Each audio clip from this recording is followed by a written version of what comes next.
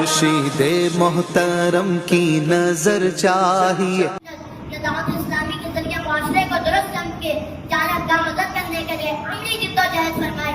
زبان پر لاحق ہونے والے جھوٹ، غیبت، چغلی جیسے کئی گناہوں سے نجات دلانے کے لیے تحریر و تقریر کے ذریعے اصلاح کی کوشش فرمائے. حضرت